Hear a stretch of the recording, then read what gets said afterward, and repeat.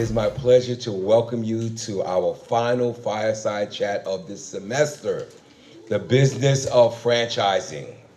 I am Dr. Reginald King. I'm the chair of the Business and Entrepreneurial Department here at Prince George's Community College. I want to welcome panelists, faculty, staff, and students. Today's fireside chat is a thriving and transformative. I love, and let me say this, I'm going to come off script. I was a franchise owner for 20 years.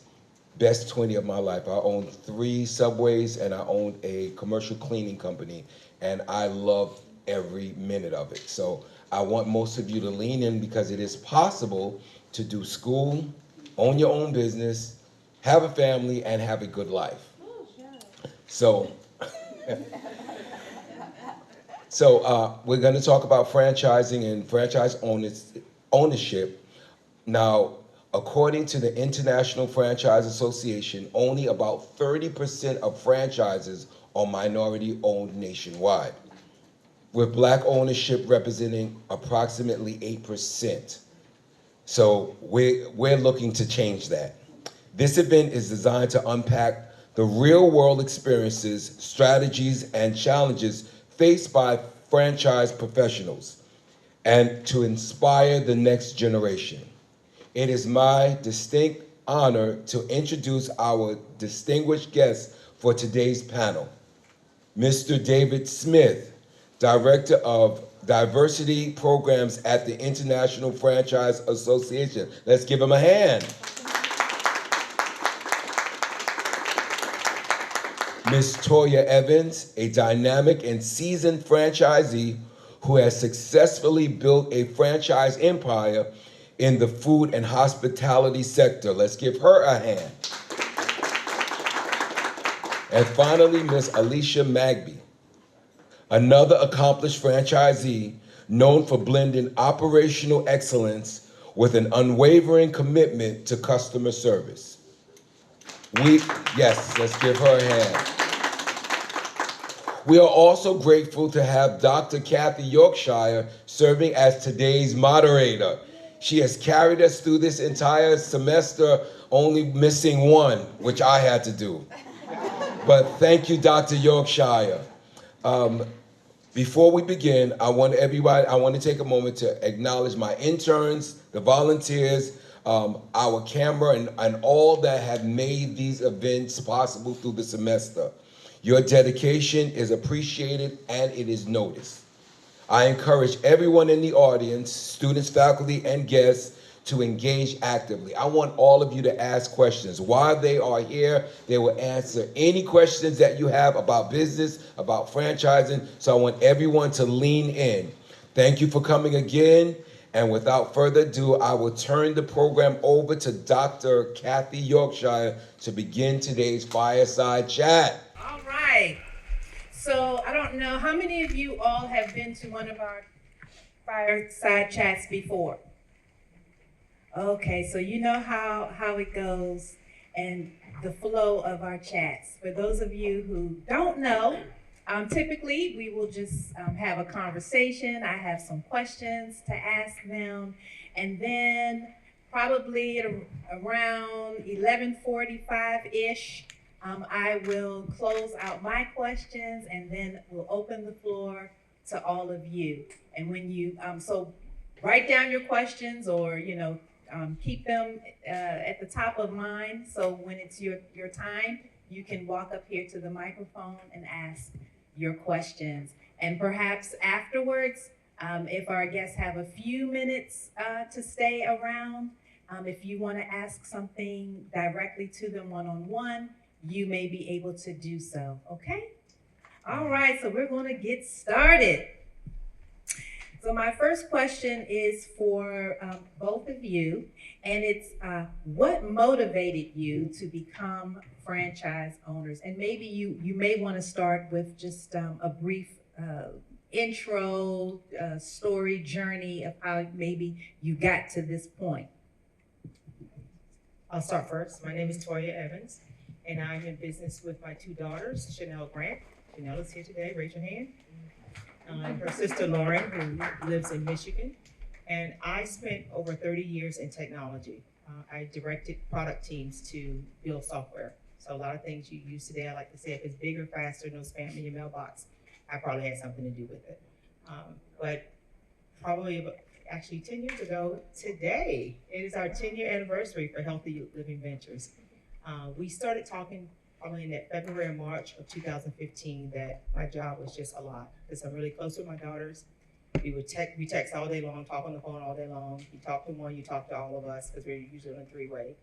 And that stopped when I had to travel a lot with a job promotion that I had. And so one night they said, this is too much. We can't reach you during the day. Let's think about doing business together. And we stayed up almost every night for about a month just brainstorming what type of business we want to do, and we decided to do franchising. And the reason we decided to do franchising is that we would have a blueprint to do it. And all three of us had very high pressure, demanding jobs, and we didn't have time to come up with a name and a logo and business practices and all those other things. And so we decided to do franchising. And that's how we got started. And after that, we decided on what type of franchise we wanted to do. And we landed on health and wellness. So our company is Healthy Living Ventures, and we invest in franchises that promote a healthy lifestyle or healthy products. So our brands right now are Tropical Smoothie Cafe, which a franchise sister you'll hear from shortly. We have 6 of those in the DC area right now. And we have 3 Hand and Stone massage and facial spas in the area. And we have 1 Biomed spa in the area. We're working on 2 more locations right now. And just before I turn over to Alesha, one thing that was important to us and the importance of us being here today is because we wanted to really focus on bringing products and services to a county that we lived in and provide services that were not here. So we were very intentional when we first started to focus on Prince George's County. So we were the first tropical smoothie in Prince George's County in Bowie, and we are still the first and only Hand and Stone in Prince George's County down in Brandywine. We've since expanded beyond the county, but that was real important to us. And it's also important for us to be here at events like this with David, which I give a huge shout out to him because he's working tirelessly to bring the message of franchising as a possibility to communities of color. So thank you for that, David. Good afternoon. It's afternoon or morning. I'm Alesha Magby. I'm actually a team of husband and wife duo, to be honest. My husband and I, we actually got together. We actually dated in college, crazy enough, and met up again during a homecoming.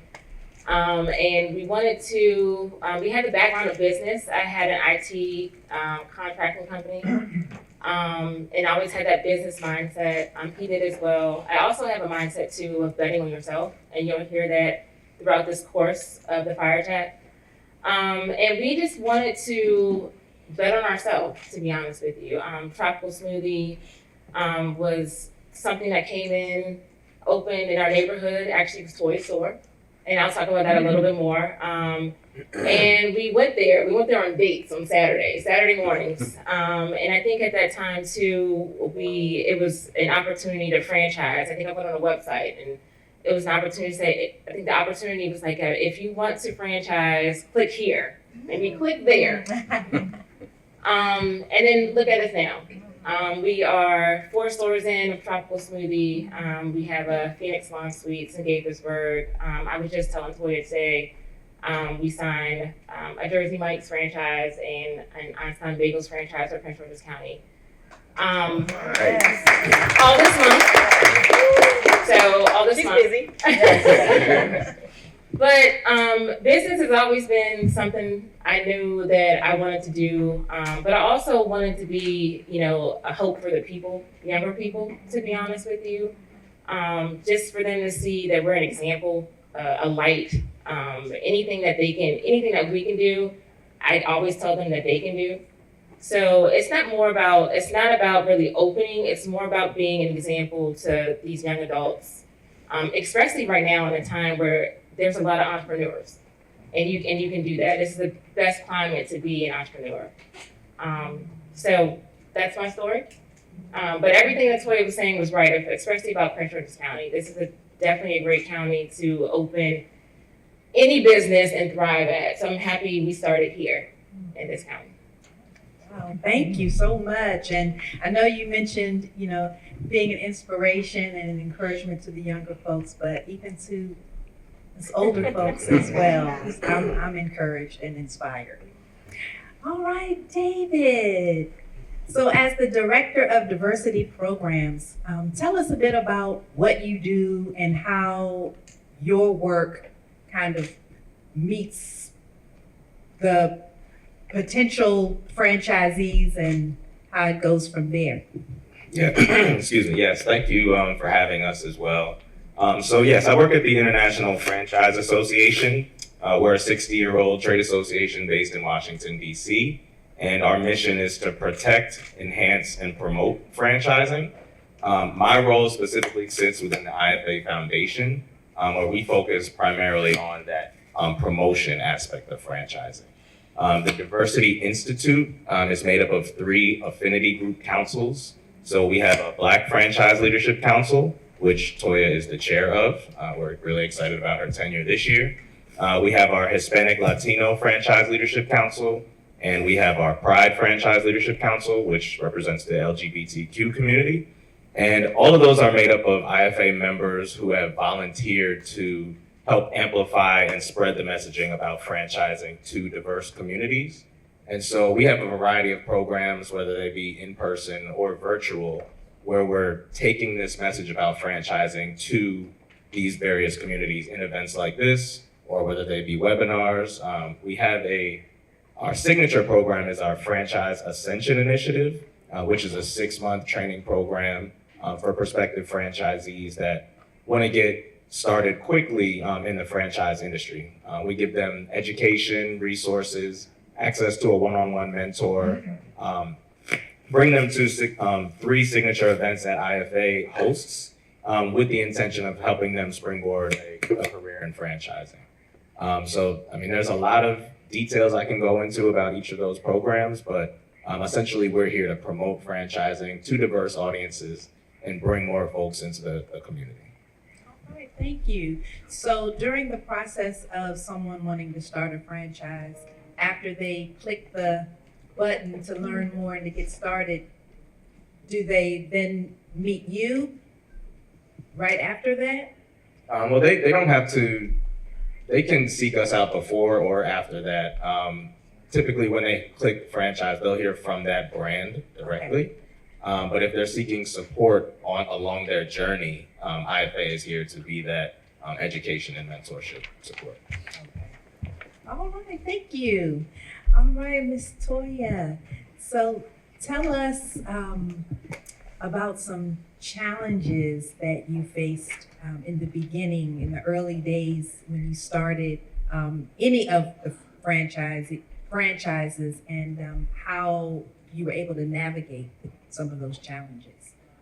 Okay, well, let's get started then. So first, one of the number one challenges that you have always is access to capital.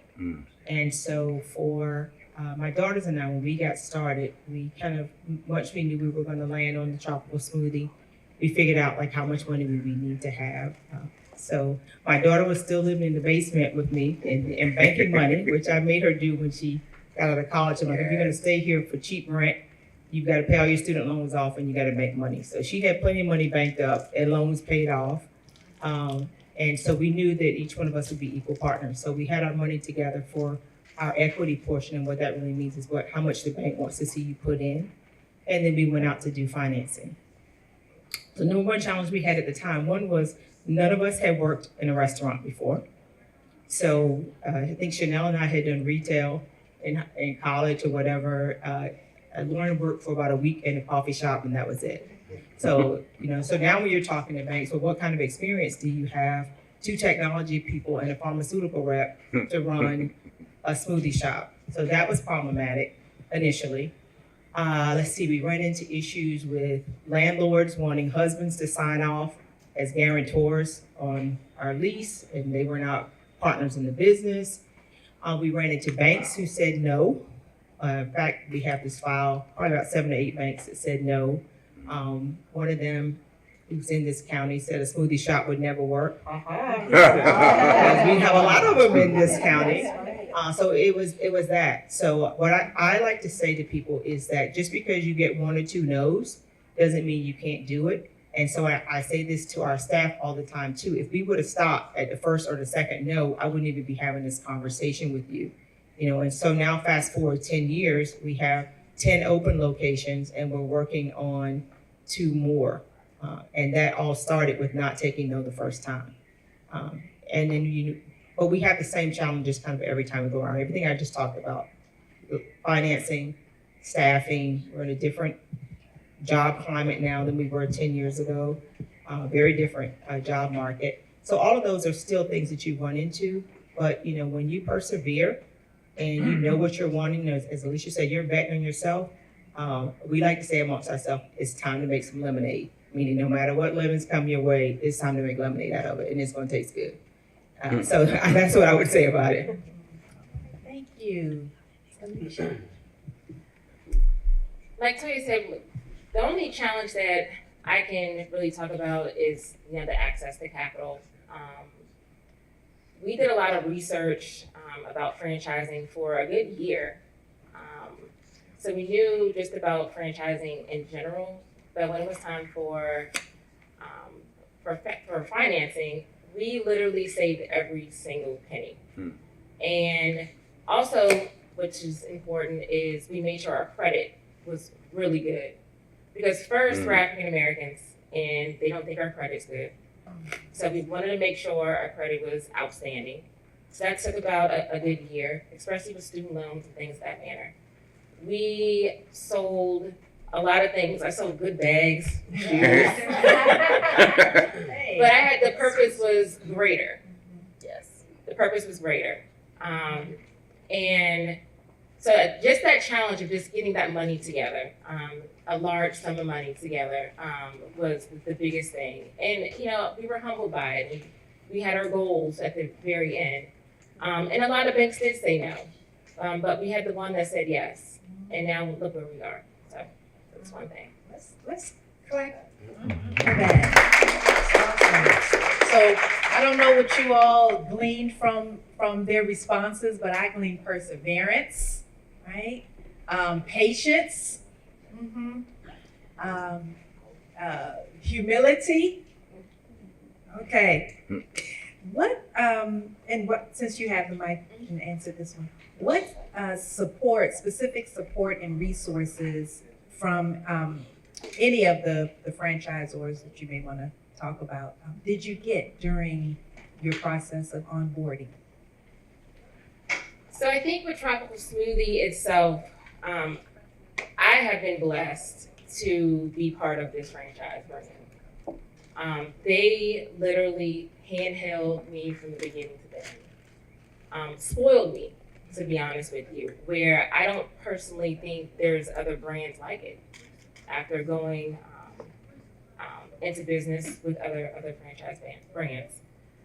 So there was a great amount of support from beginning to end. The very first phone call I had was with a young lady named Kathy Benson.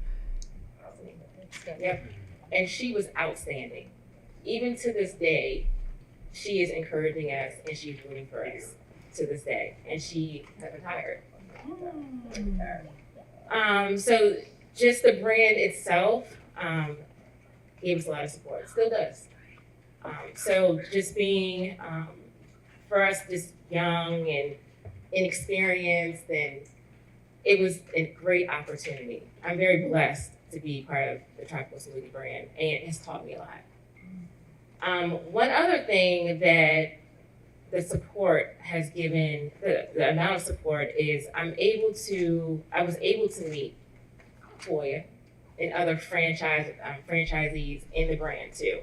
We're close knit, where we're constantly learning from one another. So it's not always about the brand, it's about the people in the brand. And that's important because every day is a learning lesson, every day is a conversation, and every day is support. So, like I said, it's just not about the franchisor, it's also about the franchisees. Because I've been in situations where you can research the franchisees and they won't even call you back. So that tells me a lot about the franchisor and the franchisees. because you do want that support. So, again, just blessed to be part of Tropical Smoothie. And then I'm also looking into other brands. One other thing, when I look into other brands, I'm also looking for that support, that family-oriented closeness with the franchisor. Phoenix Lawn Suites is one of them that actually I signed on the dotted line just because of how I felt about the ownership. So you always want that feeling, that intuition, you always want to go with it. Thank you, Michelle. So I echo what Alesha said. Tropical Smoothie gave us, we have a franchise business leader right here in our market that supports us. When we first signed, we got assigned someone at the corporate support center that literally, when she said they walk you through, like you have a meeting every week. Did you get a phone number? Did you order your internet? Did you do this? They took all of our bids out. They sent all of our bids out to construction companies. They evaluated them for you. Couldn't make a decision and tell you who to go with. But again, if you've never built anything commercially, like you need all that help. So they do support us a lot. And I can echo what she said because in our other two brands, it's not the same. And the Tropical Smoothie family truly is something special. We have what I lovingly call the Brown Girl Chat. And it represents Alesha, and we have several other women, African-American owners in the DC market that all day, every day, somebody's texting something. Have you ever seen this happen? What do I do about this? Who's using this vendor? The people who, I lost my floor cleaner and texted Alesha and David right away. I had somebody, they provided me with Noir, I love him. He's an ice machine maintenance person. So it's that type of support. And I can also say from the other brands that we're in, our franchise families over there, they don't behave the same way. We believe in the leadership, which is why we signed, but it's the family of the franchisees who are in their day-to-day operating their stores that really provide the most support. I would say that for sure. So you have to evaluate. You don't just sign on the dotted line because you think it's a good idea. When you're doing your due diligence, you need to check everything about that brand because it is truly like a marriage. Easy to get in and hard to get out of. Believe that. And for those of us who really, really like and really, really need community, that's important. So this next question is for both of you as well. How do you manage staffing and ensure consistent service quality across your teams? So I'll start first and I'll hand it to Alesha. So we had to add a recruiting function because it is very taxing for us as owners, and that's even with 3 of us, to hire and staff every brand that we have. We're going into the busy season right now with Tropical Smoothie, which runs until about October. So we always have to ramp up our staffing to make sure we have adequate number of staff there during our peak times. And that's a lot. So we have a recruiter now that helps us recruit across all brands. We have crew members and managers at Tropical Smoothie. I have licensed massage therapists and estheticians at Hand and Stone. I have registered nurses and nurse practitioners at my med spa. So that's a wide range of professions that we have to staff for. And then within the management of it, we start out with our core values and we try to make sure that that is communicated down to all of our leadership that can then push that down. I know our core values are putting people first, playing to win, acting with integrity, believing it's possible, and giving back. It's really big for us here today, but we give a lot into the communities that we serve and making sure that those values translate down into the culture that's being developed in the stores to be able to provide. And then it's ongoing training. Sometimes life in Prince George's County is hard as a franchisor. The things that some of our team members go through in the county is bad. There's no other way to say it. Guests that come in, threaten to beat your staff up, curse you out, call you names, etc. And yet they're still coming every day and serving to provide, and their intent is to provide good service. So it's constantly reinforcing and training them. Could you have handled this situation a little bit differently or whatever? But sometimes it's not just about giving something away, which is generally what causes it, because they're doing their job, right? We do want to provide great service. Yes. Do you want to give away the store? Oh, I'm sorry, you're going down the line. Oh, could you just add me a couple more extra scoops of strawberry? Let me get some extra here, whatever. And if you say no, then here comes the curse words and calling you names and stuff like that. So that's real talk every day, all day long, that, you know, in the cafe they have to deal with. Smoothies being thrown at them and all kinds of silly mess. Like, hey, we started out to bring something to the county to be of service, not to have to call the police every 2 days. And so it's constant training and keeping the teams encouraged about what they're doing and why they are doing it and how they can try to avoid conflict yet still do their job. So that's part of the challenge I know that we see, particularly in Prince George's County. I can't say that about my other locations, but every day, all day, we're dealing with that in my stores here. Thank you. So our employment process is very rigorous. My husband actually does that. I recommended that we get a staffing firm, and he continues to say no. He likes to do interviews in person. He does not like to do them online. He likes to feel the person there. He has a vibe with the person. And he does that for every single location. And like Toya said, this is our busy season. We started in January and finishing up this month to staff up for the spring, for the summer. And he asks questions like, how do you feel about not being around your phone for a couple hours? And because those are important. What are your goals? How are you doing in school?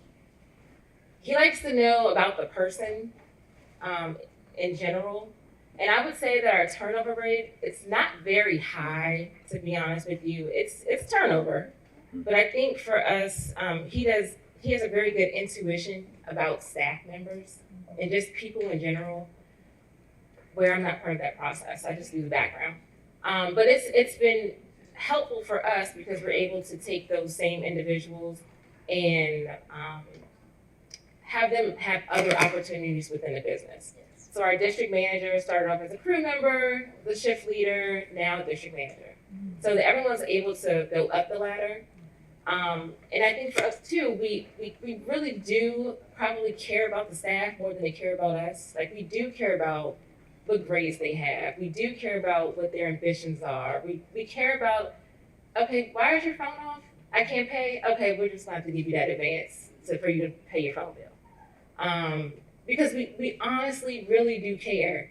And I think many of the staff members, they just want somebody to care about them. And that keeps our retention rate a little bit lower, but we do get, just like family, we get hurt once in a while, we do get hurt. But our employment process, the interview process, is very rigorous. It really is. The phone calls, the in-person, to even if you just let us know an hour before that you can't make it, well, that's none of that. Like, there's no second interview. We just nip it in the bud right there. There's no second interview after I can't make it. Because kids have to learn. And just an example, my husband just told me this yesterday. He went on an interview and a young lady brought her boyfriend to the interview, and he sat in the corner and he politely asked her, why did you bring him? And he politely told her, this cost you the position. You should never bring someone else to your interview. This is your interview. So it's things like that. Even though that, we try our best to teach them while they're there as well, being presentable and just things in that manner. But, again, our employment process is very rigorous. I hope one day we go to a staffing firm because it does take up time. But at the same time, we've been pretty lucky to have some really good folks. Thank you for sharing. And this next question I is, just wanted to add on what she was just saying. We had a funny but sad text in our group last week where someone was interviewing. They were doing a virtual interview. And the young lady actually came to the interview. She had a bonnet on her head and she still had pajamas on. So that Wow. really speaks to not just what Alesha said, but what all of us feel is we call it our ministry. outside of having a business is to really, for the young people that come through, to say, hey, that's not a good idea to do that. Like, you probably shouldn't go to an interview in pajamas and a bonnet if you're really serious about getting it. And that seems like common sense, but clearly it's not as common as we think it is. So we're constantly doing things like that. Oh my gosh, I never got a paycheck before. What do I do with this? And your first check is not direct deposit. What do I do with it? And my first response was, you want me to tell you that? But no, it's not like, oh, well, you're going to have to go here to cash it, go to the bank that did it. So it's all of those kinds of things that are a part of being a business owner. When you do care about your employees, is to try to help coach them with skills that have nothing to do with the actual job that they're doing, but it's also developing life skills and what I like to say, the soft skills. So I tell my folks that you can learn a whole lot working in a smoothie shop. It's going to carry you to any job that you want to do. Being on time, collaborating with other people, providing good service, doing what you say you're going to do, being where you say you're going to be. If you can't do that in a smoothie shop, how are you going to do it in some other job, right? So I just wanted to add that part. We spend a lot of our hours. She's downplaying what she's doing. Like, David does do all of that, but she's downplaying all the other ministries she's got to do doing it because it is real. Thank you for sharing that. That was spot on. I don't know about my colleagues in the room, but sometimes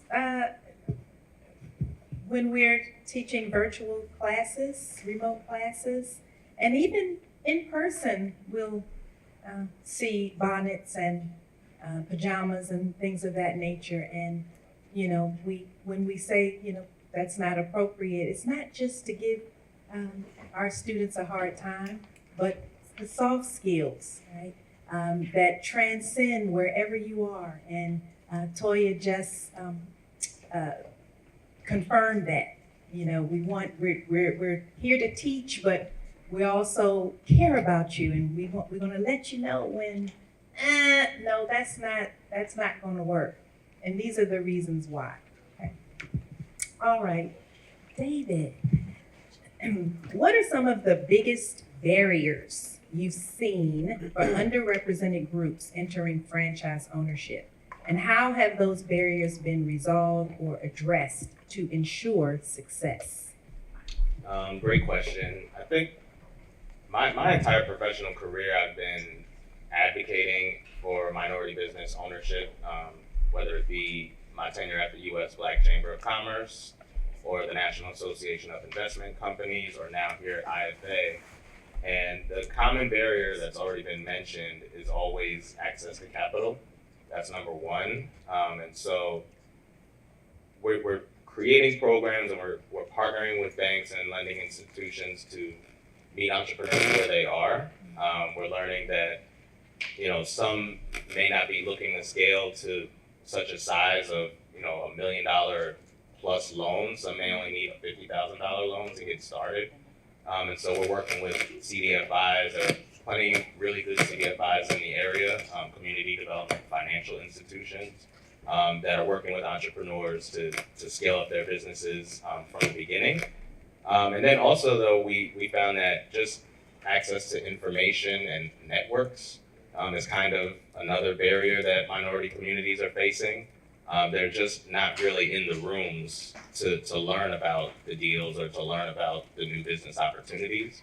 And so at least IFA, we're starting to create opportunities for people to be in the rooms. We're inviting them, we're bringing information to communities, and then we're inviting them into the community of IFA and franchising, whether it be through direct, hand-holding and invites to our annual convention, or whether through direct connections to mentors and professionals in the area. We're positioned now as a leader in the franchising industry to make some really big change for people, and that's what we're doing. We're excited about the work we're doing here locally, but we're doing this all over the country. I'll be in Dallas, Texas on Thursday doing something similar in partnership with the Dallas Entrepreneurship Center. And so again, it's just a matter of being intentional about reaching these diverse audiences and inviting them to the table, not just talking at them, bringing them in. Thank you for that. By chance, do you work with FSC First? Yes, I'm very familiar with FSC First. President Dawn, I believe, lives in my neighborhood. But that, yeah, we're very familiar with them. I think they've helped Toya and a few other entrepreneurs in our network.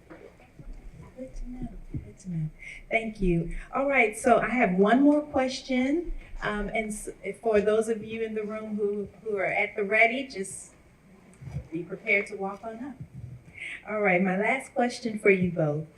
If you could start over again, what would you do differently and why, based on what you've learned so far along your journey?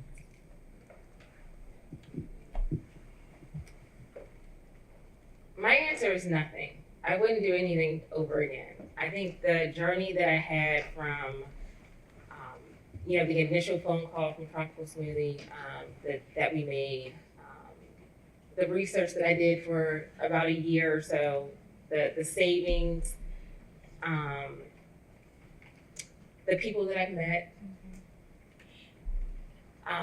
It's been a journey, but at the same time, I have come a very long way, and these are God's steps that I'm on, and I wouldn't change anything about any of it. So that's probably, I'm thinking about what else could I say with that, but honestly, I wouldn't change anything. And I want to give some more insight, but I can't, to be honest with you. This has been the most rewarding situation in life I have been in. I have been able to meet so many great people. I have so many great African American franchisee sisters in this realm of life, of support. I wouldn't change anything with that. And it still gives me the belief of every day of still betting on myself.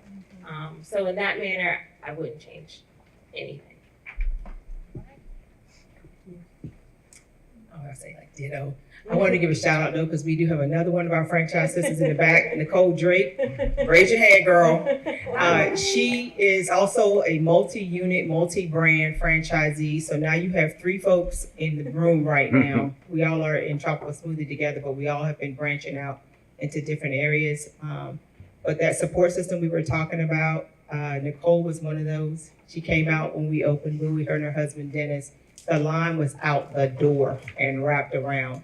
And she politely leaned over and said, "You want me to go get my shirt out the car?" I said, "Please," because she'd already been in the brand longer than we had. And she came in, shirt on, making smoothies like Noah, like 4 or 5 cups in a row, change this, do this, do this, do this. And I will be forever grateful to her. But that's the kind of support when we were talking about that family and that community in the brand that we cannot duplicate. I haven't been able to duplicate it with the other brands. And much like Alesha said, the only thing that I would do differently is start earlier, honestly, because the journey has been amazing. I have 4 or 5 grandchildren now. I had 2 at the time, but when you ask them who Mimi works for, they say Mimi works for me. And that's about betting on yourself and your family. So we're really big about building that legacy. And I don't know that all of my grandchildren will be involved, but when I tell you, I said earlier that my 3 daughters and I, you can catch us any number of times a day on a 3-way phone call. Sometimes it's when Lauren is picking up her children from school and we're having a business call and they're in it. So they know now at 12, 11, and even the 4-year-old right about now, they have been on real estate site tours with us. The 12 and the 11-year-old know how to look at a center. And we say, what do you like about this center? What do you don't like about it? Which one of our brands do you think would be good to go in this center? And they'll tell you. And they're right on when they do it. Or Chanel and I just came back from Multi-Unit Franchise Conference, which is a conference, huge conference, much like the IFA, information networking, that all the brands are there.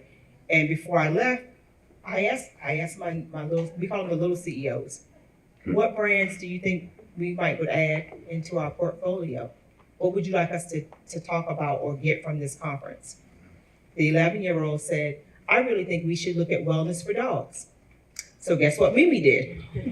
Mimi and Auntie, we talked to 3 dog franchises when we were at the conference.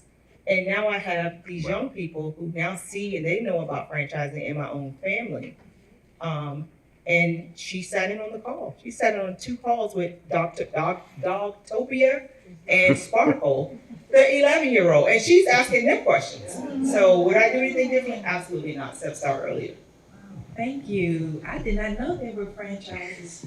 Franchises for everything. You had mad dogs. Ooh. All right, well, thank you so much. Let's give them a round of applause.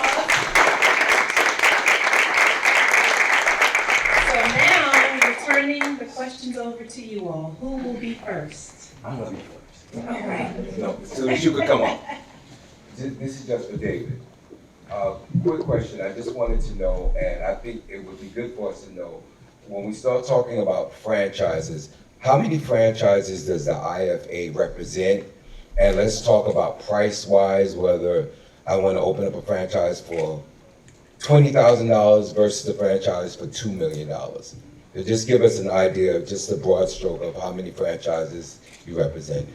Yeah, so IFA is a membership organization. We have over 1,200 member brands representing 300 different industries. So everything from the big names that you know, McDonald's, Dunkin', down to mid-size, tropical smoothie, down to even smaller, maybe something like a Molly Maids or college hunks hauling junk. That's another one that's growing. Celebrity schools.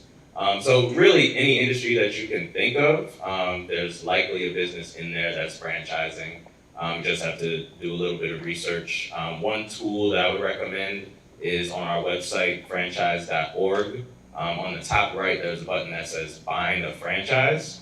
And there you can search all the IFA member brands, and you can sort by investment size and industry. So if you're looking for an investment less than $20,000 in the state of Maryland, you can sort that way and find all the available franchises using that tool. So there's a variety, some as little as 20,000, some as 10,000, some even less than that. And there's always the bigger options as well. Thinking about going into business with a family member or partner is also a way to kind of gain some capital to put towards that first equity investment. So visit www.franchise.org. Find a franchise tool on the top right. It's a great way to get started. We also have our franchise opportunities guide, which I can share after this. It's a listing, basically that tool in a paper book. All of their businesses are listed by industry and by alphabetical order. So you can just take your time and think about what industries you're interested in, whether it be pet care, wellness, senior care, anything, and then find some franchises. That book has the contact information for the people to get in contact with the brand. Hi, my name's Harris Ganga. I'm a first year at PG, and my first question is more of a general kind of thing. I want to start my own business, but what are some good ways I can find people to hire? I would love to hire my friends, but I want people who I know can actually, get the job done. I don't really just my friends and that kind of stuff. What type of business? I want to start my own business on personally styling people, clothes and stuff. That's it. The question is where to find employees? Yeah, how do I find people to work with, that kind of thing. I'm trying to be politically correct here. Gonna let you take it because I do that. Okay. Don't start with your friends. Don't do that. They would be a disappointment to you, to be honest with you, because they would never care about the business the way you care about the business. There's always, I'm not going to say never. That's just my opinion. I've hired 2 family members, and they both disappointed me, and I would never do it again, to be honest with you. There's always, employee, Indeed, there's a challenge there too. You have LinkedIn, where you can possibly find, people. You can put advertisements around campus. That's a good one. Here in this building, go to your professors, and maybe they can give you some clarity on other people as well. But just for family and family or friends possibly, I wouldn't start there. Just ask there's resources in this building that you can go to help you along. To be honest, and to help you along. But just remember, there's no one going to care about the business the way you care about the business. And don't always expect friends and family to support you. They don't have to. They don't have to.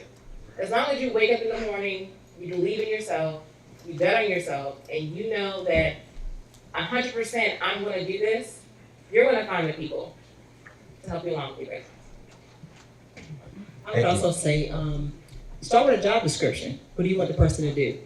Right, and be clear about what the job is and what your expectations of the folks are. And if you're doing styling, unless all of your friends are stylish and fashion conscious, then they're probably not the right people anyway. So you want to find people who are good at what they do that can be a good representation of you and the brand that you're going to create. So you do have to be selective about who those folks are. So there's folks that are in fashion schools or whatever is going to be required. Once you get your job description together, you'll know like what skills do you want this person to have, and then match that up to where you're going to go find those people. One last thing too, surround yourself with like-minded people. So if this is the field you're going to go in and what you want to do, you need to surround yourself with the people just like that. And then they can actually mentor you and tell you where to find certain individuals at. Well, thank you. I appreciate the advice.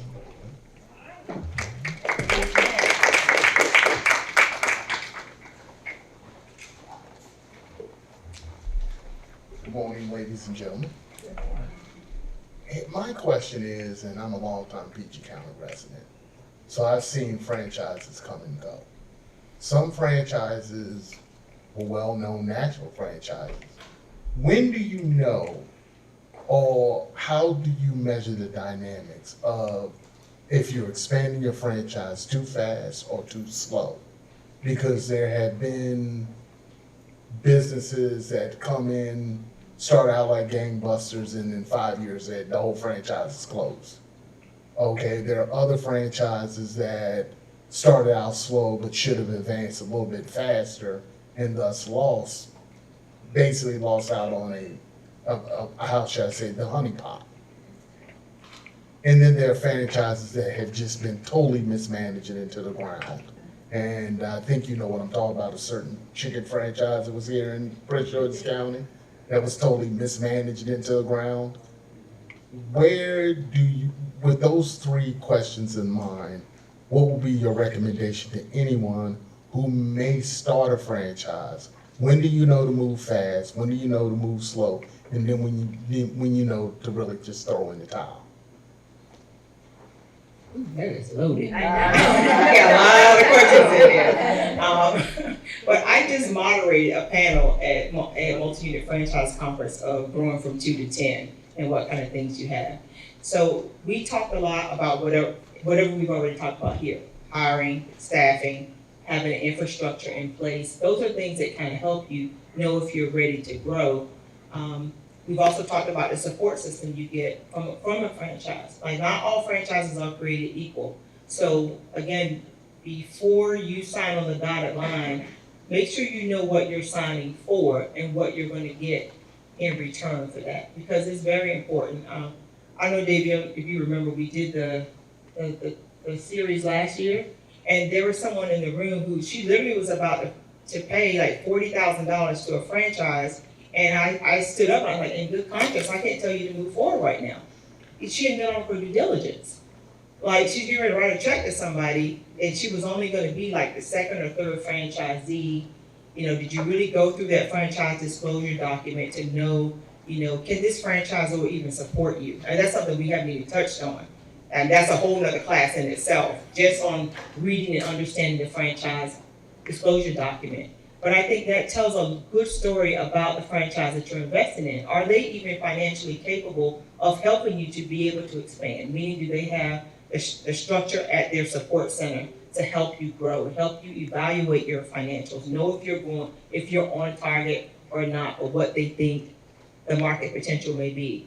My daughters and I, we met with a brand last week, I think it was, and we're talking to them about the Washington DC market. How much money do you think is potential in this market? They had done a whole bunch of research, and the good brands do that. They can drop a pin right where you are and say, hey, I think based on this location right here, here's how much revenue is available for you, here's how many households are here, here's how much a household income is, and you can make business decisions about that. So I'll say that, and then the second part is, there could be strong brands with poor operators. And so just because you bought a franchise doesn't necessarily mean you're going to be a good operator.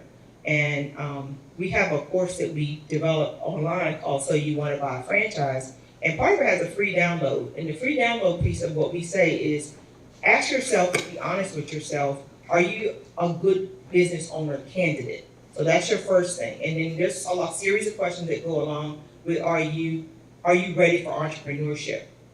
The second thing after that, we say, okay, great, you're a good candidate for a business owner. Are you a good candidate for a franchise? To be a franchise owner. Right. Two different things.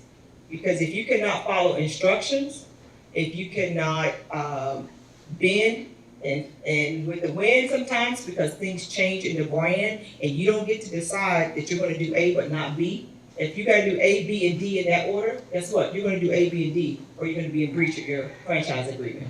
And so a lot of times when you see things that are, you think that someone closed, it could be mismanagement of the franchisee, meaning they didn't understand what they're getting into. We see that in some of our brands right now. Oh my God, I had no idea it was gonna be this much work.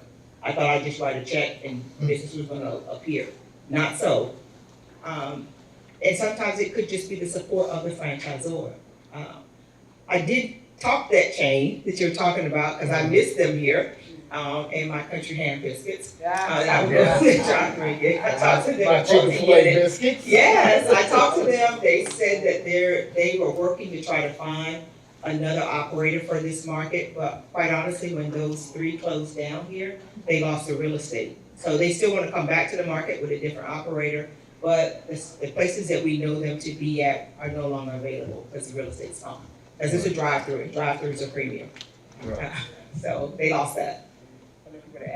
Well, thank you for answering my questions, and nobody else has anything to add, but I appreciate that.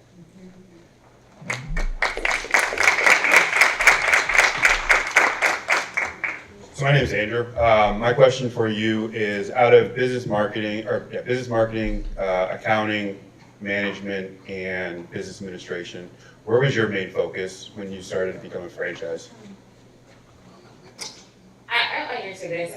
So in any business, you always want to have a good lawyer and a good accountant. The accountant is, man, you're a good accountant. We've gone through a few. I know, we've gone through a few. And again, we use pretty much the same people. I think most of the focus was, because we are a franchise, the marketing was already there. So that was pretty simple. There wasn't that much marketing we need to do because we are using a proven model anyway, where the risk is minimal, and we pay for marketing based on the fees that we pay to the franchisor. So now a lot of marketing was there. Of course, our face is on Facebook or Instagram, but I don't count that as marketing because the brand does their own marketing. I think most of the time was spent between an accountant and having a good lawyer and building those relationships, and also building relationships with your construction people, company that you're going to work with, because those companies take you further. As you build one, you build another, and you build your network. So that's for me. I'm not sure if anything else I would, as far as time spent. Yeah, I don't think I have anything else. Yeah.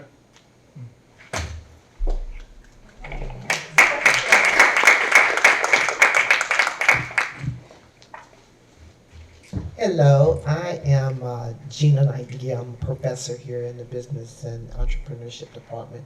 So in my classes, I have to tell you, especially my freshmen, everybody wants to own their own business. I mean, that's like, you go around and say, oh, well, what do you want to do? Oh, I want to own my own business. I don't want to work for anybody, blah, blah, blah, blah.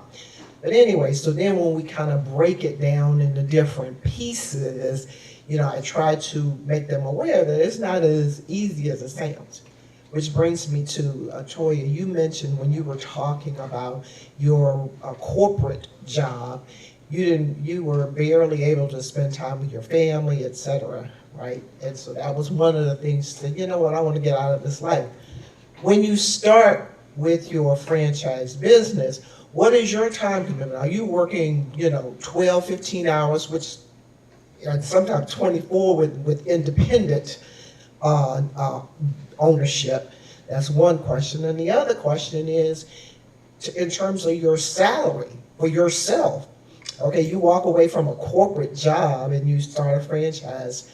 How are you? Are you able to sustain yourself financially based on the fact that you have a known brand? So those are my two parts. One is the time, and two is the money. Because both of those are drivers up quite often for independent businesses, why they fail. So. All right. You want the real story? Yeah. Okay, so I mentioned that my daughters, one is in technology. She still has her job 10 years later. She's director of sales at Dell Technologies, so she makes a lot of money. So she says until we are making the money to totally replace her salary, she ain't quitting her job. The one who just stepped out was pharmaceutical rep, so she made substantial money, and so did I. So like Alesha said, we used our money in the beginning to make sure we had pristine credit, we had enough money in the bank, not just to get started with what the equity injection was, but that could sustain us. I did not quit my job for 18 months. And so what my schedule changed from, yes, I was still traveling in a demanding job, but one of the reasons why I picked Bowie as my first location was because I worked in Bowie. Worked down the street near the Bowie Town Center, and the brand happened to just love Bowie for the household income, all the stuff I told you about that they select. So Bowie wasn't my first choice, but it was their first choice, and then I happened to work there. So I would get up in the morning, and I would be at the location at 5 a.m. And I would work at the cafe from 5 until 9. 9 o'clock, go in and take my shirt off, change clothes, go down the street, go to work. Chanel's a pharmaceutical rep, and she happens to cover Prince George's County to the Eastern Shore. So at about 2:30 or 3 o'clock, when she was done with her doctor's visits, she would go to the store, and then she would be there in the evening. And before that, Tropical Smoothie required us to work in someone else's store. So I trained with my franchise sister Tamika up in Frederick, Maryland, when she was opening. My franchise sister Charlene down in Gabriel's, we worked in her store, so that we would have some experience doing every portion of it. So then we continue to work in the store, because it's hard to own something and give guidance and leadership to people when you don't even know what you're doing. So there's nothing in any one of my businesses right now that doesn't require a license. I have to say that, because I can't inject any Botox in your face, or I can't give you a massage, but there's anything else in that location, I know how to do it, and I'm gonna know how to do it before I can talk to someone else about doing it, or I can coach them positively or not about it if you don't know what you're doing. So you have to spend time in that business. It really is not about just writing a check and walking away. If you want it to grow and you really want to be able to get the most out of it, you have to work the plan. And the franchisor has already given you the plan. If you fail, it's on you, because you didn't do what you're supposed to do. And you didn't take their money seriously. So I'm not putting a dime in anything that I'm not willing to get it back out and then some. This is not a hobby. And so am I making the money that I was making? Heck no. Because I had deep six figures. So no, I'm not making what I was making, but Alesha already said this is a long game. And so every time we get money, could we take it and go do something with it? Yes. And then we could say we would be replacing our salary, but that's how we got from 1 to 10. It was reinvesting the money and just saying what's the minimum that we can live off of that to pay our bills, etc. And we will not, break the company, so to speak, of money, because we need that money to invest in another franchise. And that's how we've been able to grow. I'm going to add to that too. So I I have a background in IT security. I was with the same job for 17 years for the government. I just left that job in February of this year. So that's 4 floors in, a Phoenix Lawn Suites, and I literally just left my job in February. I have not bought a car in years. I'm driving the same old car, no car note, because it's a long game here. I remember when I was at my job downtown and I had training with one of the tropical smoothies required training, I would take sick leave for about a couple of hours, take an Uber to Tropical Smoothie, change my clothes in the car, do my training, change my clothes back, go get my car, get my stuff from my job, do a couple hours there, and go home, pick up my child, take her to swimming, or because you're still a parent. The game is real, but again, when you bet on yourself, it's so easy. It's the easiest. You think about it like, oh my God, I can't believe I did that. I can't believe I had this full-time job and I had this child and I was going back and forth. But you know what? It's so rewarding when you're betting on yourself. It's just easy. Think about it, and look where we are. So that's why I always tell people, just have that mindset, that belief in yourself that you can do it, and that anything that comes to you, it's possible. It's possible. It might take a while, but it's very, very possible. All right, let's give them all a hand again. Let's give them a hand.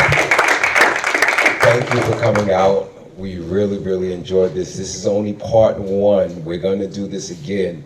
So I want all of my students to be inspired that this is possible. And they told you that this is possible. Thank you all for coming. We greatly appreciate it. All right, everyone. Thank you.